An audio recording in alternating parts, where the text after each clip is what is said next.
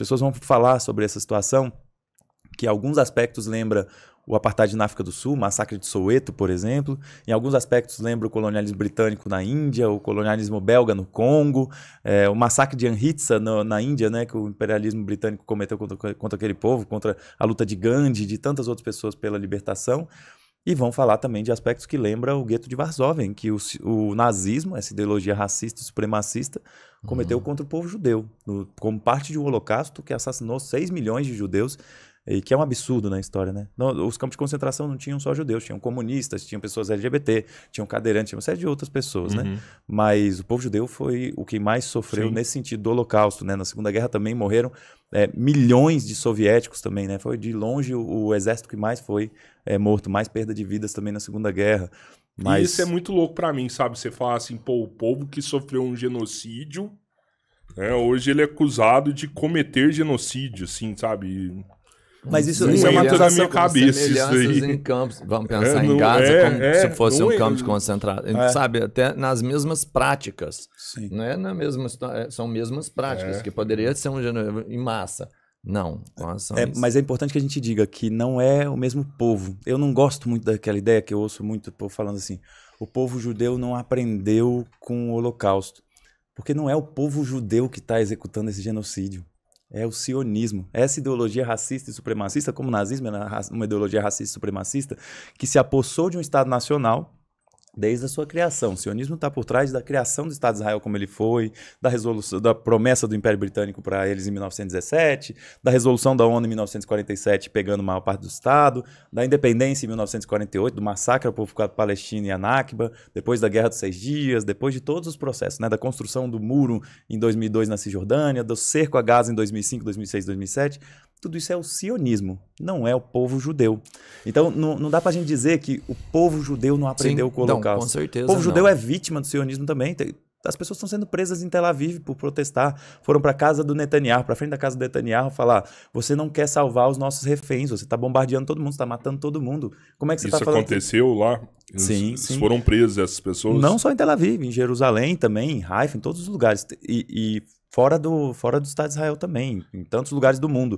Na Europa, judeus antisionistas estão sendo presos. Nos Estados Unidos, foram mais de 400 presos na Grand Central Station, quando teve a ocupação lá, né? Então a gente está falando de um povo que está berrando para o mundo, falando: não em nosso nome, nós não acreditamos no sionismo, e nós somos judeus e temos direito à nossa fé. No Brasil, assim, todos os judeus que eu conheço foram para Israel para lutar contra o Hamas, assim, sabe? A gente tem um judeu lá em Uberlândia, lá, que é um conhecido nosso, um professor de Krav Maga. Cara, ó, não vou poder... Foi para Israel. E vários outros foram para Israel para lutar contra o Hamas. Isso que assim, pô... Mas tem exceções importantes, né? Por exemplo, se a gente pega o Noam Chomsky. Noam Chomsky é uma das pessoas mais inteligentes do mundo hoje, assim, e ele é antisionista também. Quando a gente pega, por exemplo, movimentos estruturados, como Jewish Voices for Peace, que é o movimento de vozes judaicas pela paz, que está organizado no mundo quase todo, ou Independent Jewish Voices, esses grupos estão indo a centenas e, em alguns momentos, a milhares às ruas, e até aqui no Brasil. No dia 4 agora de novembro aconteceu um ato mundial em solidariedade ao povo palestino. Em São Paulo, a terra aqui de vocês, eu sei que vocês não são daqui, mas vocês acompanhando daqui, produzindo tanto trabalho de vocês aqui, São Paulo fez parte de um momento histórico muito importante. No dia 4 aconteceu o maior ato em solidariedade ao povo palestino da história do Brasil, aqui em São Paulo. Era um ato gigante. E nesse ato tinha o bloco dos judeus antisionistas, daquelas pessoas que falavam: olha, eu sou judeu, eu acredito que meu povo merece ter direito à dignidade, a livre manifestação da sua crença, da sua fé, a busca pela felicidade, todas as demais coisas que qualquer povo merece. Agora, eu não acredito no Estado de Israel como ele é. Ó, tô te perguntando porque eu não entendo, tá? Sim. Eu vi, né, nessa manifestação pró-Palestina pessoas pedindo morte aos judeus lá. Isso foi a mídia que distorceu isso aí? Que... Eu não vi isso, né? Mas eu não...